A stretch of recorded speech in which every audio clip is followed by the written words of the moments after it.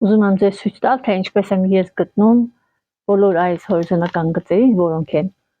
գոտկատեղի, կրծքի շրջագիծ 4-րդի, կրծքի շրջագիծ առաջինի եւ կոնքի շրջագծի այս բոլոր սեղմոնների խորությունները, ընդհանուր խորությունները եւ ինչ սկզբունքով եմ ես այն բաշխում։ Ուրեմն սկսեմ նախ նրանից, որ հիմնական ցանցի լայնությունը դա մեր այս արջևի կենտրոնական գծից մինչև մեջքի այս մեջտեղի գիծն է, այս է։ Այստեղ կոնկրետ լայնությունը կոնքի կիսաշրջագիծն է հանդիսանում առանց ավելացումների։ Հենց այդ չափն է, բայց լինում է, որ կրծքի շրջագիծ երրորդն է լինում զգեստների դեպքում, երկրորդն է լինում, որը թեակների վերևի մասով գալիս է մինչև կրծքի կենտրոն, այսպես թևատակում թեքությամբ եւ գալիս է կրծքի ամենաբարձր այս հատվածը։ Շրջագծեր են, որոնք գրվում են կես չափերով։ Բայց իմ գծագիրը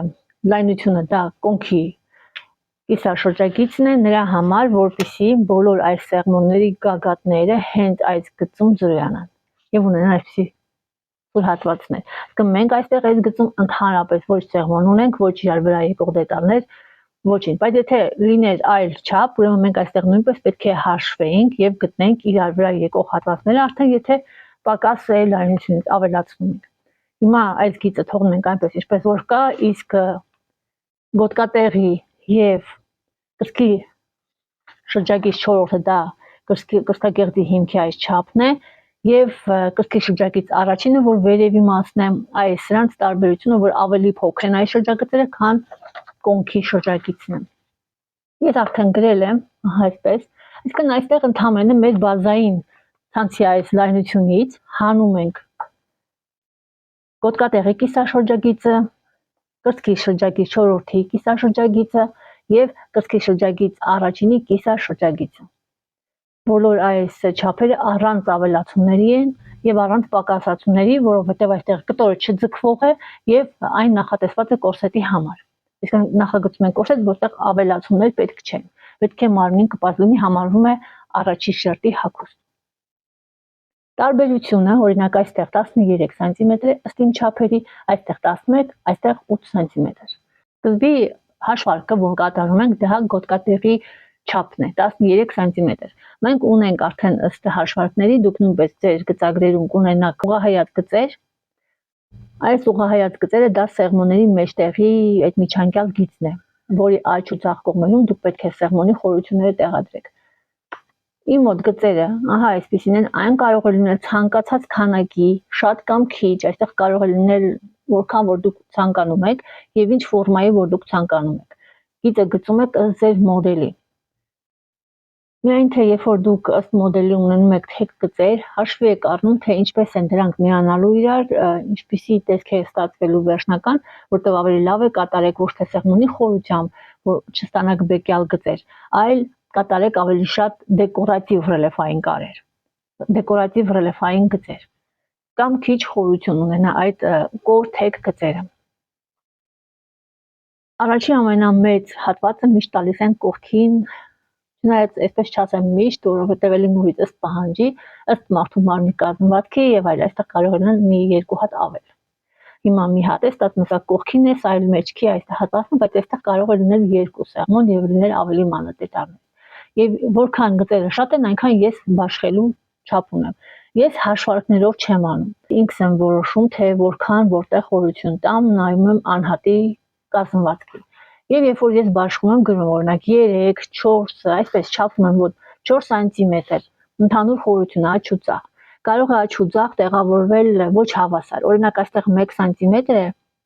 որը որ մեջտեղի գիծ է հանդիսանում, իսկ մյուս կողմը 1.5։ Ընդհանուր իրական այստեղ 3 էր, ես մի փոքր փոքրացրել եմ այս հատվածում, որովհետև շատ սուր անկյուն էր ստացվում եւ ես գիտեմ, որ 5 մմ ընթացքում կարող է դուրս գալ։ Հաշվել եմ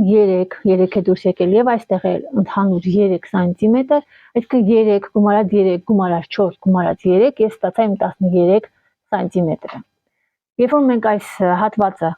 ստացվում է գոտկատեղի գծի հատվածը որոշեցինք, մենք որոշում ենք արդեն այս վերևի գծի չափը, այստեղ տարբերությունը 8 սանտիմետր է եւ ես քանի հատ այս գծի վրա ունեմ այս միջանկյալ գծերից եւ ես այստեղ տեղադրում եմ, էլի նորից նայում եմ գծի տեսքին։ Եթե այսպես շատ խառը գծեր են ստացվում, այստեղ մի փոքր թեք է կարա լինելու, որտեղ կարա ավելի շատ տեսքը լինելու է այնպես, ինչպես որ դեպի կենտրոնական գիծը գնացող ռելիեֆային կարը տեսքը ինչպիսին է, այդպես է ստանալու ենք։ Այստեղ ես տվել եմ 1.5, 3.5 եւ 3։ Էլի նորից առանց բանաձևերի, առանց ինչ-որ հաշվարկների, ուղղակի ես ունեմ ընդհանուր խորություն եւ բաշխել եմ ինչպես իմ մոտ գծագիրը գեղեցիկ կարեր կստանամ, ինչպես կստացվի։ Եվ այս սրանց ընդհանուր խորությունների գումարը այսպես այն ընդհանուր 8 սանտիմետր է։ Երբ որ մենք միացնում ենք այս գծերը իրար, կրծքագեղձի տակ այս հիմքի հատվածում առաջանում են արդեն սեղմոններ։ Ստացում ենք իրան, որտեղ երբ որ գոտկատեղի գծից միացնում եմ կրծքի շրջագիծ այս առաջի վերևի այս գծին, պատկերացրեցի, չէ, միացրեցի վերևի այս գծին, այստեղ միջանկյալ ստացվեց ինքնին կներեք, այստեղ միջանկյալ ստացվեց ինքն իրան սեղմոնի խորություն։ Ես նայում եմ, պետք է ունենամ 11 եւ դրա համար այստեղ հատուկ չեմ գծել, որ ցույց տամ։ Ես այսպես չափում եմ 3 6.5 Ես նույնիսկ չեմ հաշվում, ուղղակի սանտիմետրի ու կանոնը դնում եմ հենց շարունակող եւ ստացել եմ 8.5, բայց պետք է ունենամ 11։ Ինձ պակասում է, որպեսզի ունենամ 11 2.5։ 2.5 սանտիմետրը ես ունեմ մի հատ գիծ սեղմոնի համար հա այստեղ, պետք է արդեն այս հատվածից անեմ, որտեղ մի գիծը թողել եմ հենց դրա համար եւ ստացվում է 1.25։ Եվ հա այսպես տեղադրում եմ աջ ու ձախ այդ չափը։ Եվ արդեն սա էլ միացնում եմ վերջնական գոտկատեղի սեղմոնին։ Այսպիսով վերջնական ձևավորվում է բոլոր սեղմոնները։